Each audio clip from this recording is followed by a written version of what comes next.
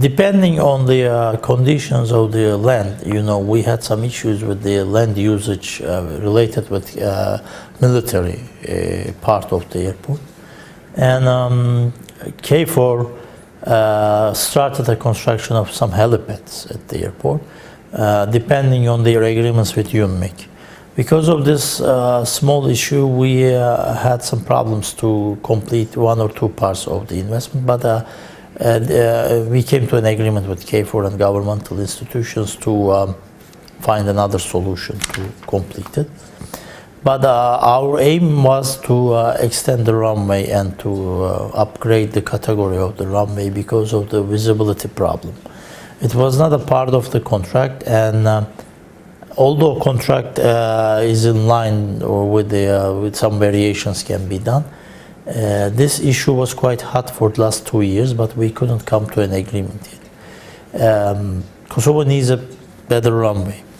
Kosovo needs a longer runway. Kosovo needs more advanced runway because of the position of the airport. Because especially in winter, because of fog, we have some cancellations. It is a loss of profit. It's a loss of government's profit as well. It is a loss of passenger. It's a loss of reputation. So still discussions are going on.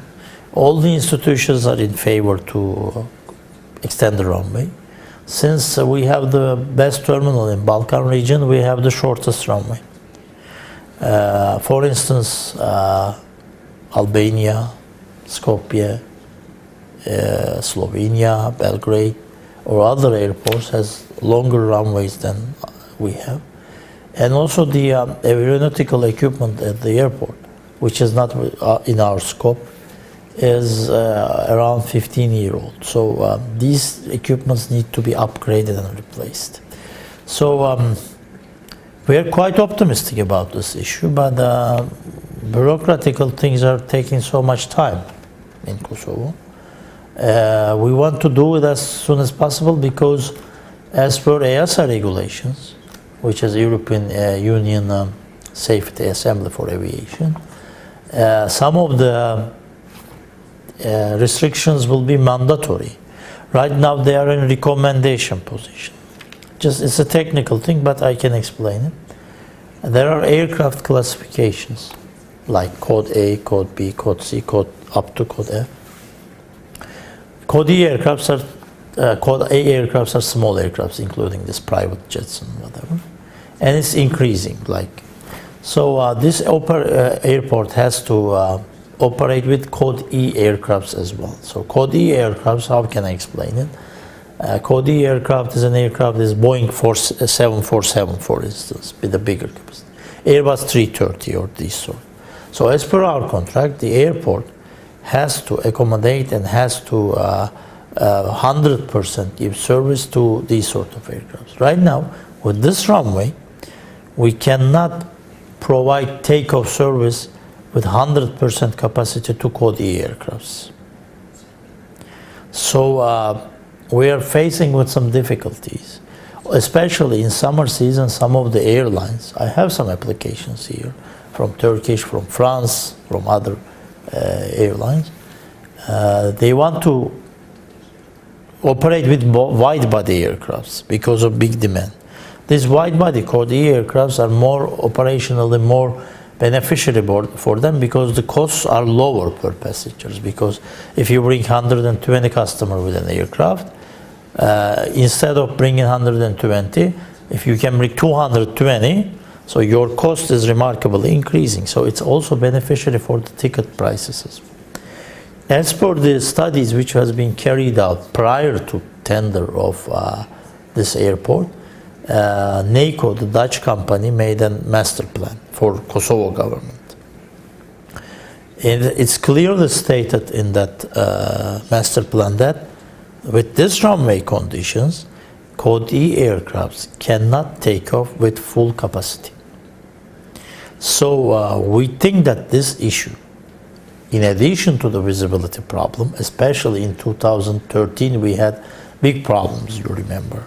We had more than 280 flights cancelled and diverted.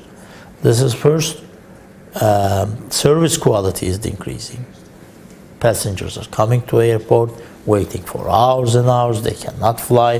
They have to go somewhere to Albania or to Skopje or whatever. Second is loss of profit. If you cannot operate, you cannot make money. If I cannot make money, Kosovo government cannot make money because this is a revenue share contract. Third issue is reputation. Airlines, most critical issue is crew planning and fleet planning. If they allocate one aircraft to Pristina destination, it needs to be operated. If they cannot perform their flight, it's their loss. So airlines, while planning their crew in the beginning of the IATA seasons, they do think about the risks of the airport. So Kosovo, because of visibility problem, is in a risky position for winter season.